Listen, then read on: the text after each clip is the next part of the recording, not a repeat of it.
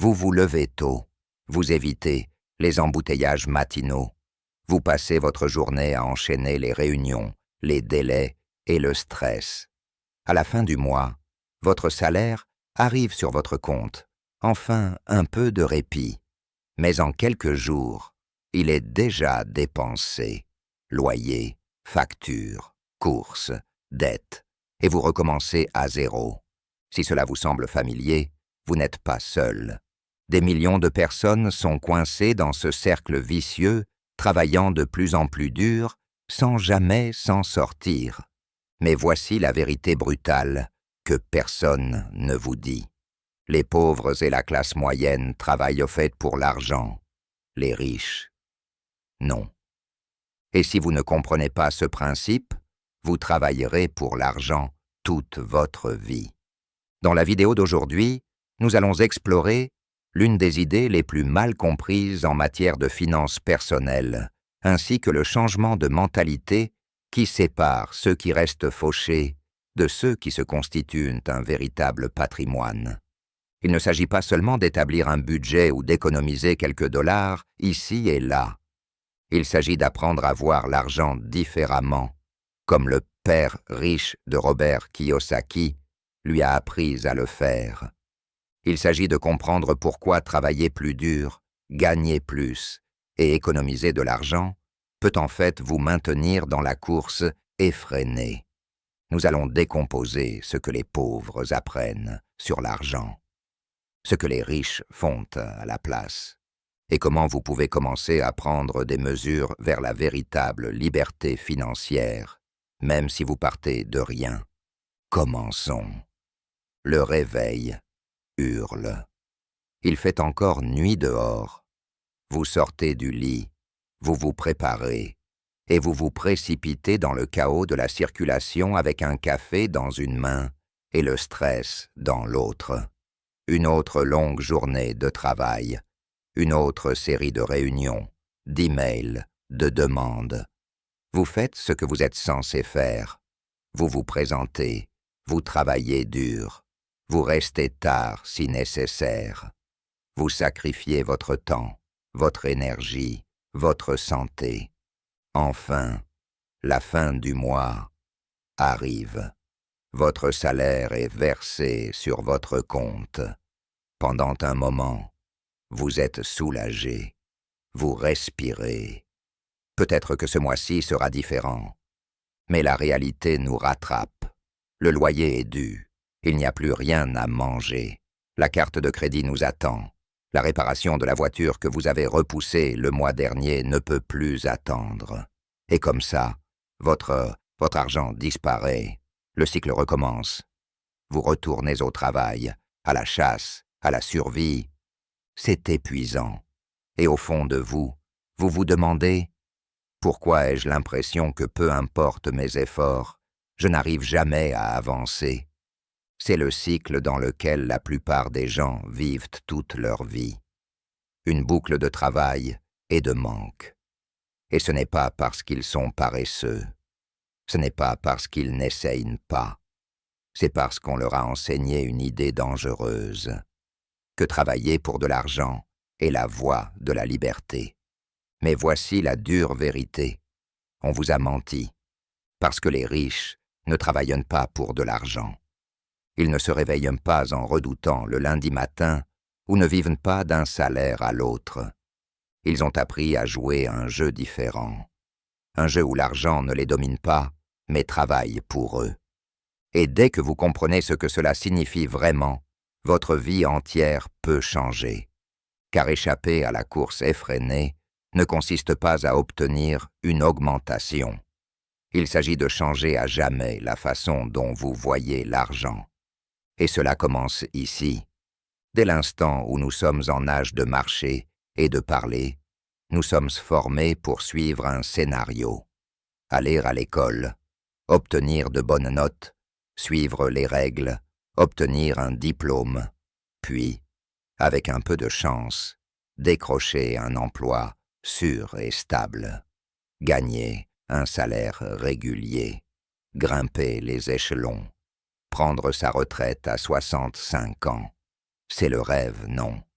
Mais que se passe-t-il si ce rêve est en fait un piège?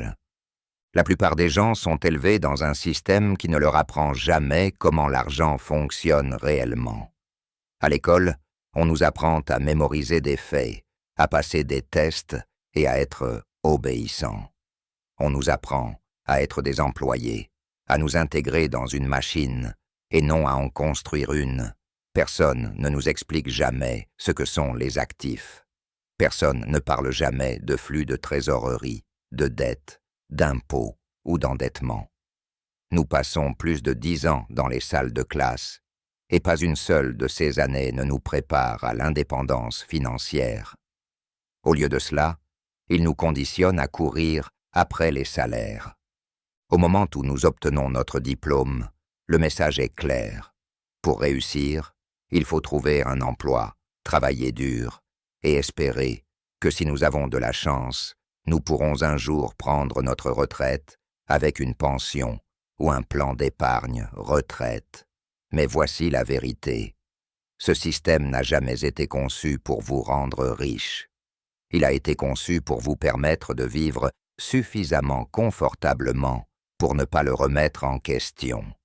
Et c'est pourquoi la plupart des gens passent leur vie entière en mode survie.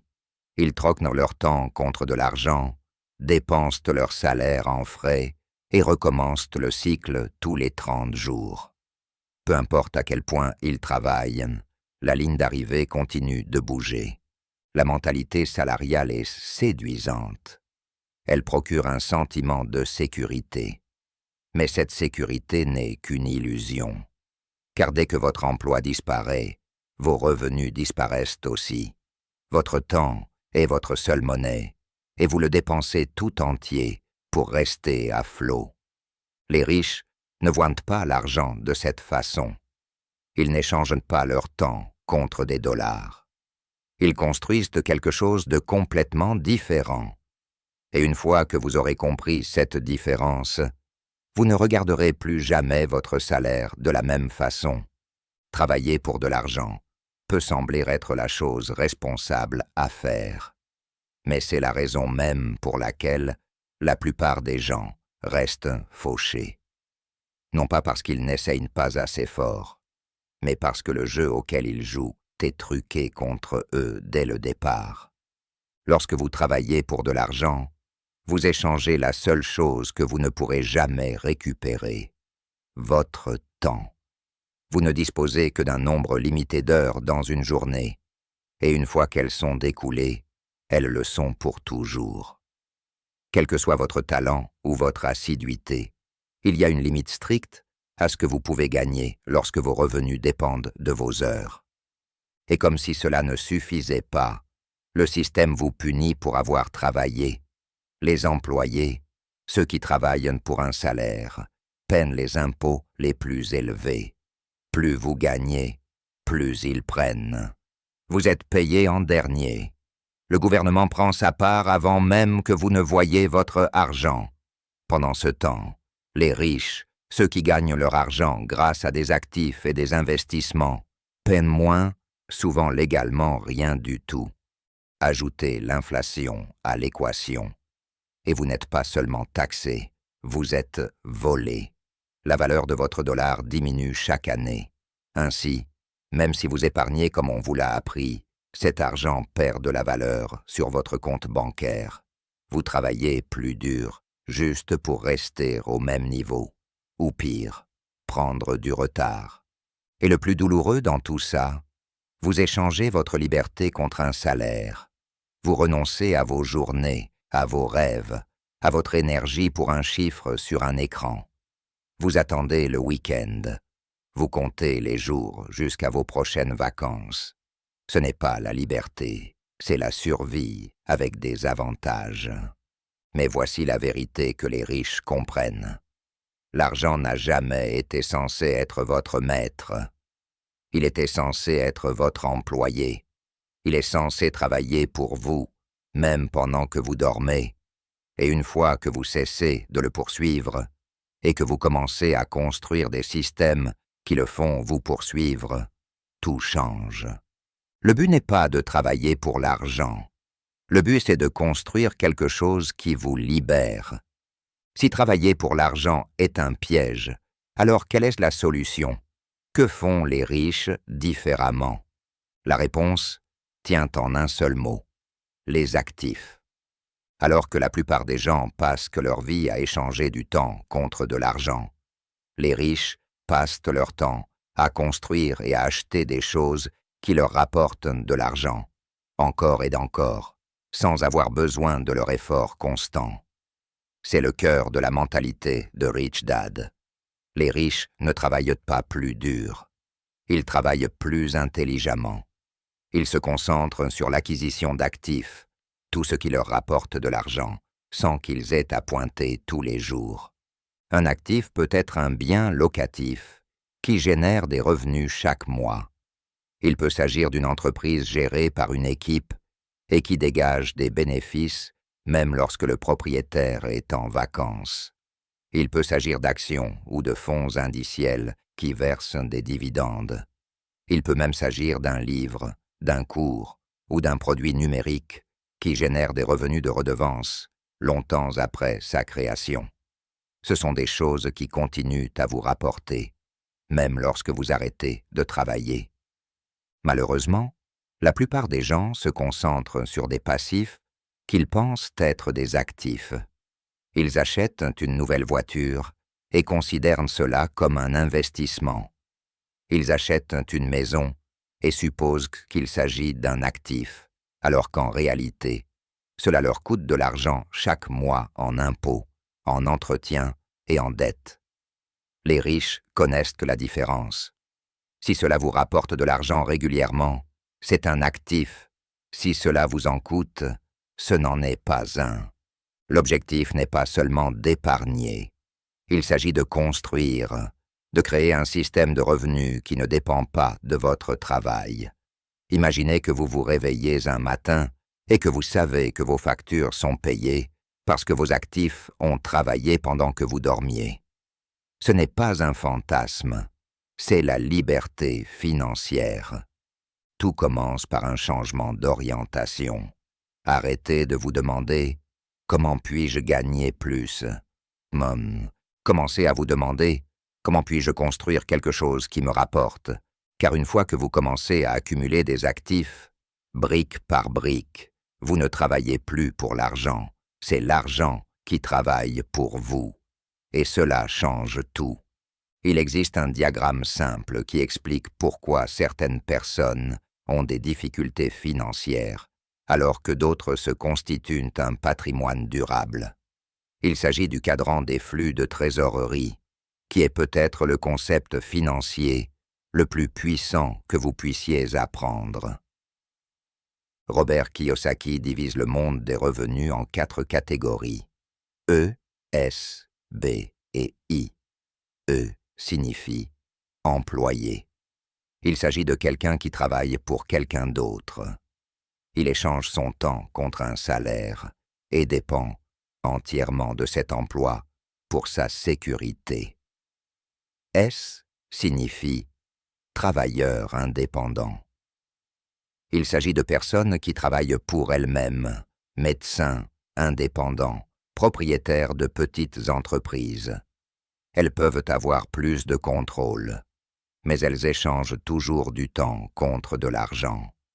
Si elles arrêtent de travailler, les revenus s'arrêtent aussi. Il y a ensuite l'autre côté du quadrant. B comme business owner, propriétaire d'entreprise.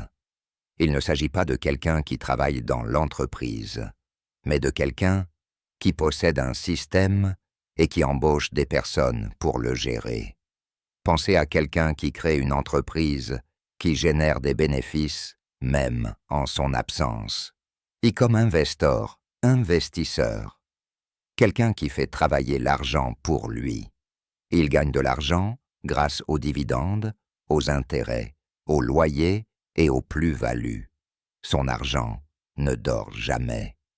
La plupart des gens passent leur vie entière coincés dans la partie gauche du quadrant, en tant qu'employés ou travailleurs indépendants, travaillant dur, payant les impôts les plus élevés, et constamment à la recherche du temps. Ils croient que gagner plus est la solution, mais plus de revenus dans la partie gauche signifie simplement plus d'heures, plus de stress et des impôts plus élevés.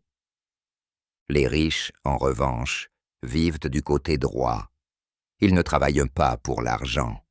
Ils construisent des systèmes. Ils achètent des actifs. Ils utilisent l'effet de levier, le temps, l'argent et les ressources des gens pour créer des revenus durables. Et voici la clé. L'objectif n'est pas seulement de gagner plus. Le véritable objectif est d'échapper complètement au côté gauche. Cessez d'échanger du temps contre de l'argent et commencez à générer des revenus, que vous travailliez ou non. Une fois que vous avez compris où vous vous situez dans le cadran et où vous devez vous situer, vous pouvez commencer à prendre des décisions qui mènent à une véritable liberté. Parce que le chemin de la richesse ne se trouve pas dans le travail acharné. Il se trouve dans la construction du côté droit du quadrant. Lorsque la plupart des gens entendent le mot « dette », ils paniquent. Pour eux, la dette est synonyme de stress, de retard de paiement, d'intérêt de carte de crédit et de catastrophe financière. C'est parce qu'ils n'ont jamais connu que des dettes mauvaises, celles qui servent à acheter des choses qui perdent de la valeur dès qu'on les ramène à la maison. Voitures, vêtements, gadgets, dîners chics, autant de dettes qui vident votre compte bancaire, mois après mois. Mais les riches voient les dettes d'un tout autre œil. En fait, ils les adorent, car lorsqu'elles sont utilisées à bon escient, les dettes deviennent l'un des outils les plus puissants pour se constituer un patrimoine. Les personnes pauvres et de la classe moyenne s'endettent pour acheter des passifs. Les riches s'endettent pour acheter des actifs. C'est un renversement total de la pensée. Au lieu d'emprunter de l'argent pour consommer, les riches empruntent de l'argent pour investir. Ils contractent des prêts pour acheter des biens immobiliers qui génèrent des flux de trésorerie. Ils utilisent le financement pour développer des entreprises qui produisent des bénéfices. Et le meilleur dans tout ça, ce type de dette, que Robert Kiyosaki appelle « bonne dette », présente des avantages majeurs. Tout d'abord, elle est exonérée d'impôts. Lorsque vous gagnez de l'argent grâce à un emploi, vous êtes imposé en premier. Lorsque les riches empruntent de l'argent, ils ne paient pas d'impôts dessus. Pourquoi? Parce que la dette n'est pas un revenu. Elle n'est pas imposée. Et si cet argent emprunté est utilisé pour acquérir un actif qui génère des revenus ou prend de la valeur, c'est de l'effet de levier, c'est de la multiplication. Deuxièmement, l'endettement vous permet d'en faire plus avec moins. Vous n'avez pas besoin d'1 million de dollars pour investir comme un millionnaire. Il vous suffit de savoir comment utiliser l'argent des autres pour créer des revenus. Les banques sont heureuses de prêter à ceux qui savent transformer la dette en flux de trésorerie. C'est le genre d'éducation financière que la plupart des gens ne reçoivent jamais. Au lieu de cela, on leur apprend à craindre l'endettement, à éviter les risques et à vivre selon leurs moyens. Mais les riches, ils augmentent leurs moyens en utilisant l'endettement de manière intelligente et stratégique pour construire des systèmes qui produisent des revenus. L'endettement n'est pas l'ennemi, l'ignorance l'est. Lorsque vous comprenez comment utiliser l'endettement pour acheter des actifs et non des passifs, vous cessez de le craindre. Vous commencez à l'utiliser. Et c'est à ce moment-là que votre argent commence à se multiplier. La plupart des gens pensent que les riches trompent le système, qu'ils doivent faire quelque chose de louche pour payer si peu d'impôts. Mais voici la vérité dont on parle rarement. Les riches n'enfreignent pas les règles, ils les utilisent, parce que le code des impôts dans son essence, n'est pas un système de punition. C'est un système d'incitation. Et devinez qui il récompense? Les personnes qui créent de la valeur pour l'économie. Si vous avez un emploi de 9 arts à 17 arts, vous payez d'abord des impôts. Votre revenu est imposé avant même que vous ne le voyiez. Vous travaillez, le gouvernement prend sa part, et ensuite, vous essayez de vivre avec ce qui reste. C'est la réalité pour les employés. Peu importe à quel point vous travaillez dur ou combien vous gagnez, si vous êtes salarié, vous payez le pourcentage le plus élevé. Mais les riches jouent un jeu différent. Les propriétaires d'entreprises et les investisseurs gagnent leur argent, l'utilisent, puis se font taxer sur ce qui reste. Ce n'est pas illégal, c'est le système. Pourquoi?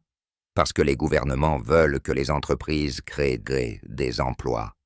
Ils veulent que les investisseurs fournissent des logements. Ils veulent que les capitaux affluent vers l'énergie, l'agriculture et les infrastructures.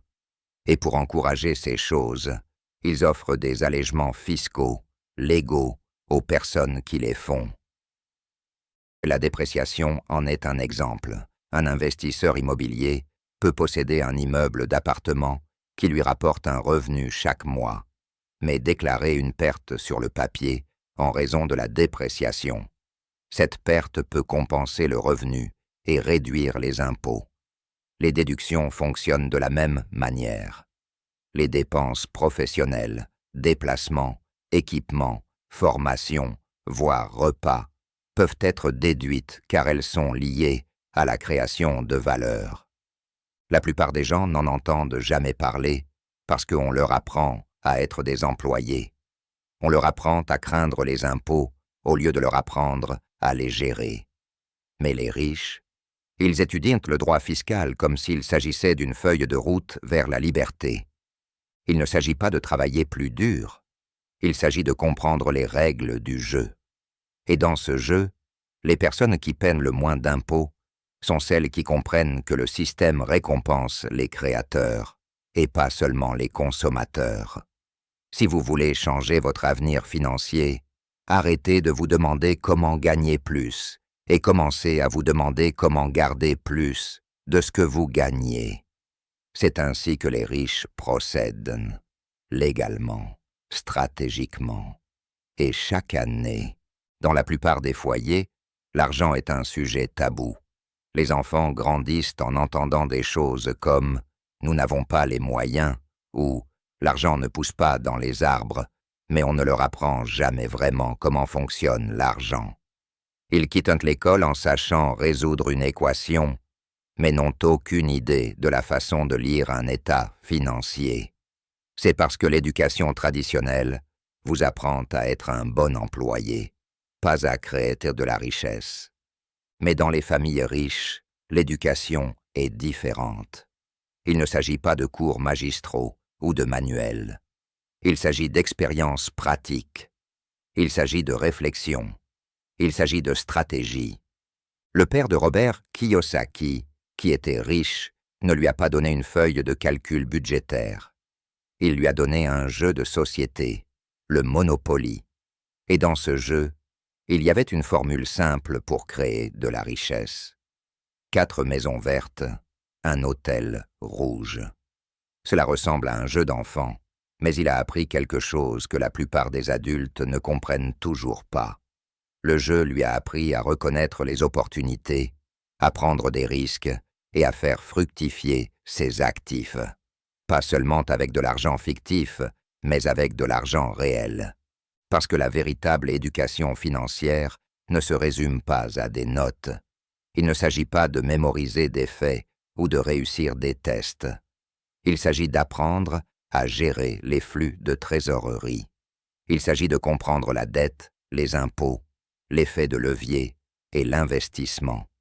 Il s'agit de poser les bonnes questions. Comment faire fructifier cet argent? Comment le protéger? Comment le multiplier? Les parents riches enseignent à leurs enfants par l'action concrète. Ils les emmènent à des réunions d'affaires. Ils les laissent participer à la gestion des biens locatifs. Ils parlent ouvertement des profits, des pertes, des opportunités et des échecs. Ils encouragent les erreurs, car c'est en faisant des erreurs que l'on apprend. Il ne s'agit pas de perfection, mais de préparation.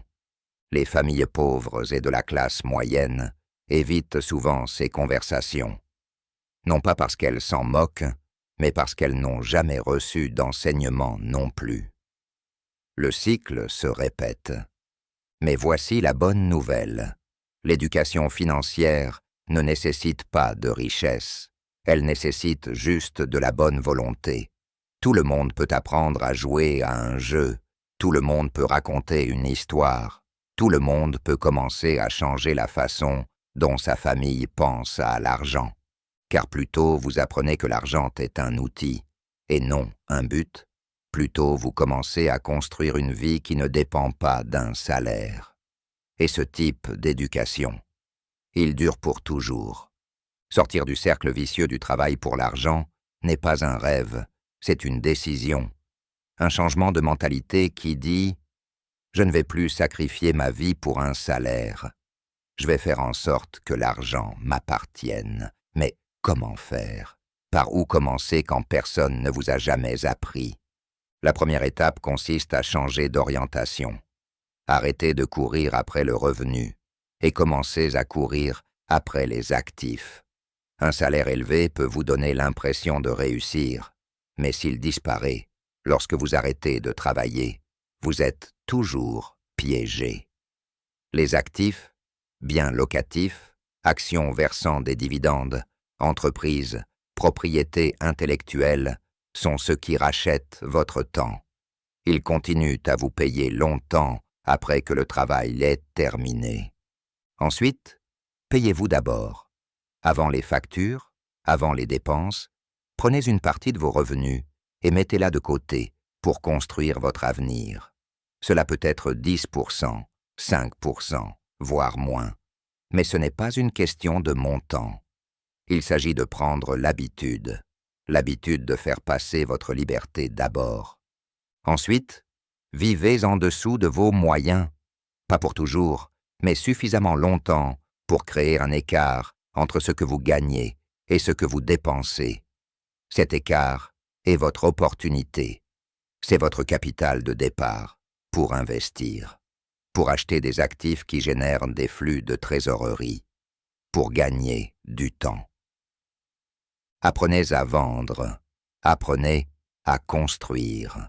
Qu'il s'agisse d'un produit, d'un service ou simplement de vos propres compétences, la richesse revient à ceux qui créent de la valeur et la communiquent. Dans un monde qui récompense l'attention et les résultats, savoir vendre est l'une des compétences financières les plus puissantes que vous puissiez développer. Et arrêtez de penser en heures. Les pauvres et la classe moyenne se demandent « Combien vais-je être payé pour cette heure ?» Les riches se demandent « Comment puis-je construire quelque chose qui me rapporte à jamais ?» Système, automatisation, effet de levier. Ce sont les outils qui séparent la liberté de la fatigue. Cela ne se fait pas du jour au lendemain. Mais cela commence au moment où vous décidez de changer la donne, au moment où vous arrêtez de travailler pour l'argent et commencez à faire en sorte que l'argent travaille pour vous. C'est à ce moment-là que tout change. C'est à ce moment-là que vous commencez à vous libérer.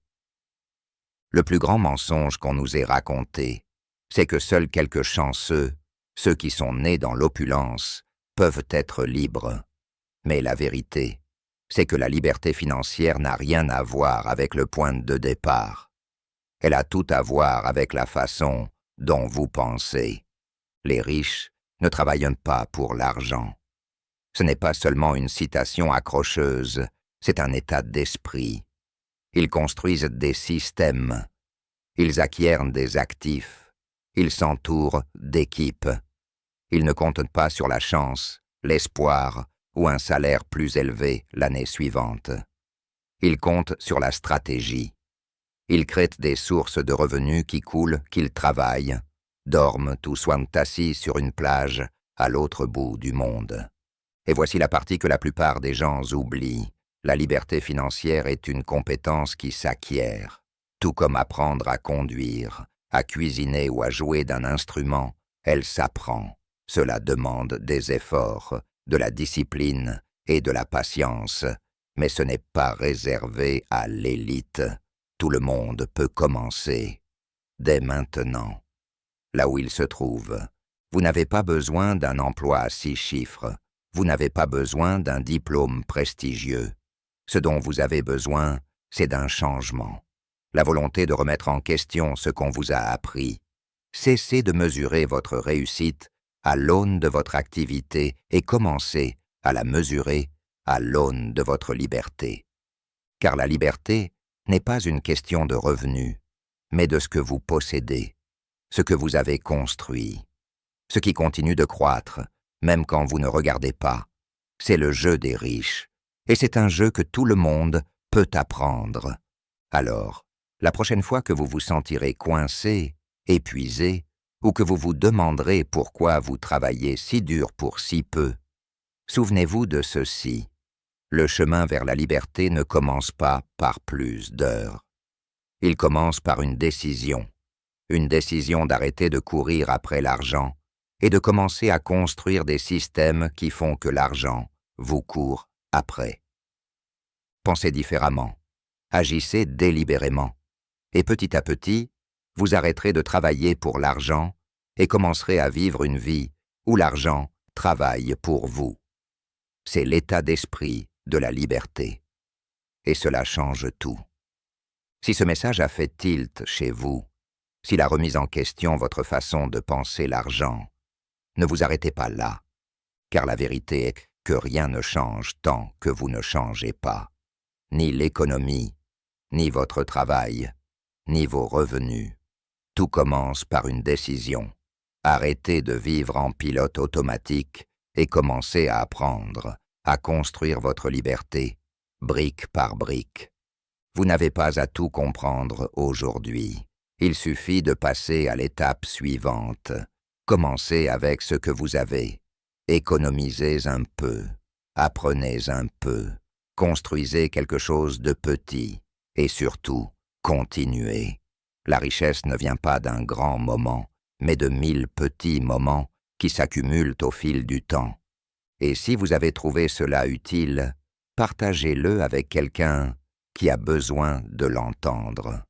Un ami, un partenaire, un membre de la famille qui est coincé dans le même cycle de salaire en salaire et qui ne sait pas qu'il existe une autre solution. Ce message pourrait être l'étincelle qui changera tout son avenir financier. N'oubliez pas d'aimer la vidéo, de vous abonner pour en savoir plus sur l'argent, l'état d'esprit et la liberté, et de laisser un commentaire ci-dessous. Dites-moi quelle partie vous a le plus marqué, et ce que vous allez faire à ce sujet. Car en fin de compte, ce n'est pas l'argent qui fait la richesse, c'est la trésorerie, c'est la clarté, c'est la propriété. Et quand on apprend à penser comme les riches, on cesse de survivre et on commence à vivre. À la prochaine.